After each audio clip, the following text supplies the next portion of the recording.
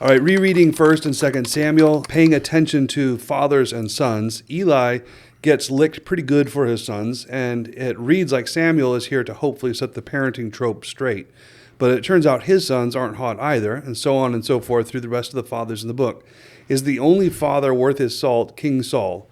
What lessons do you think we should take from these texts and fatherhood? Yeah, it is quite striking that the man with the noblest son in all the Old Testament is Saul.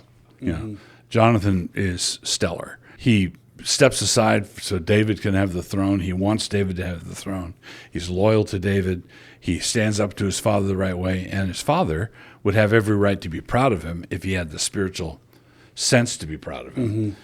And I think when the black despair was not on Saul, he would have been proud of Jonathan because he acknowledges David's righteousness at different times. You know, when David spares his life those 2 times, Saul recognizes that the truth about David, which means I think you would also have to recognize the truth about Jonathan, right? So Saul, the loser king, has one of the noblest sons in all of the Old Testament. And Samuel, his great adversary, the man of integrity, had two sons who took bribes. And Eli had 2 sons who abused their position as priests and so forth. Some people would want to draw the lesson that child rearing is a crapshoot. Yeah. You know, just there's no telling what's going to happen. God's going to do what God's going to do.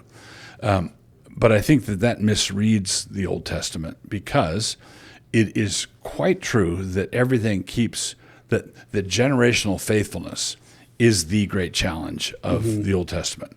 How do we keep this going? God delivers the people, they thank him, and then just 15 minutes later they're back worshiping idols. And, but the prophets throughout the Old Testament, in Psalms and Isaiah and different places, prophesy that in the time of the new covenant, that will not be the case.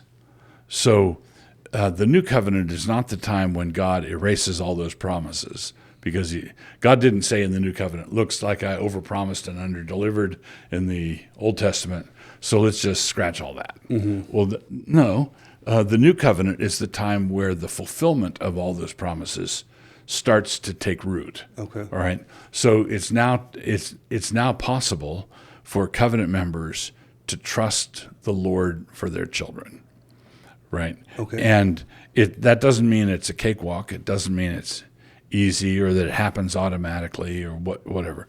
But it's something that is possible. It's something that and becomes increasingly common as time goes by.